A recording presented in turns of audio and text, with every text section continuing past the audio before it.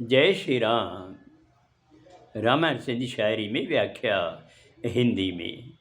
पृष्ठ 68 अयोध्या कांड। इसके पहले जब श्री राम को अयोध्या वापस चलने के लिए सब लोग विचार कर रहे हैं कि क्या किया जाए, तब गुरु वशिष्ठ ने भरत से कहा कि तुम्हारे मन में जो भी है श्री राम से कह दो।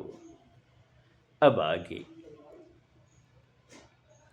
प्रभु मोटण में लोक भलाई, हुक्म मञण में आहे चंगाई।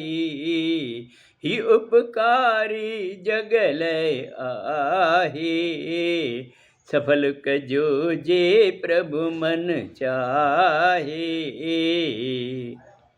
भरत ने बड़े नम्र भाव से हाथ जोड़कर कहा कि हे प्रभु, आपके अयोध्या लौटने में सबकी भलाई है और आप जो भी हुक्म कहेंगे उसको सभी सहर्ष मानेंगे। यह पूरे जगत के लिए उपकारी है, मेरा निवेदन स्वीकार करिए। शत्रुघ्न मां बन देवी दासी, या लखन बिगड़ ट्रेवेंदासी। या त लखन शत्रुघ्न मोटायो, मुखे खुद साण करायो। भरत ने कहा, हे रघुवर, शत्रुघ्न और मैं दोनों वन को चले जाएंगे, या फिर लक्ष्मण भी हमारे साथ चले तो तीनों चले जाएंगे वनवास।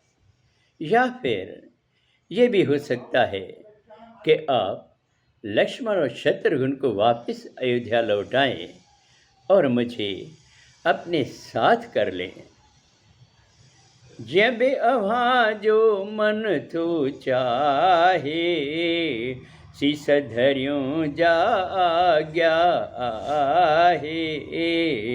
अवधपुरी के नाथ वसायो, लोकन जो दुख दर्द मिटायो।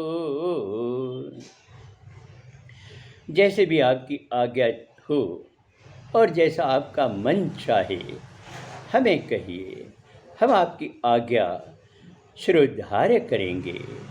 हे प्रभु, आप अवधपुरी को बसाइए और सभी लोगों का दुख दर्द दूर करिए।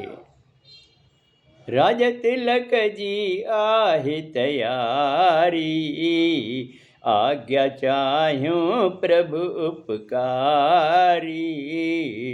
चरण कसम प्रभु आहे सच्चाई, हिन इही ले जगत भलाई।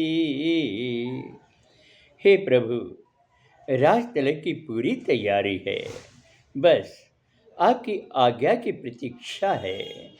हमें आपके चरणों की कसम है प्रभु, यह सच्चाई है, इसी में ही जगत की भलाई है।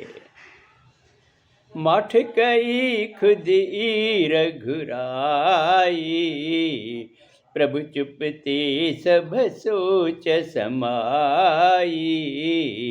जनक दूत उन मौके आयो, वशिष्ठ जनक बितुरत सडायो।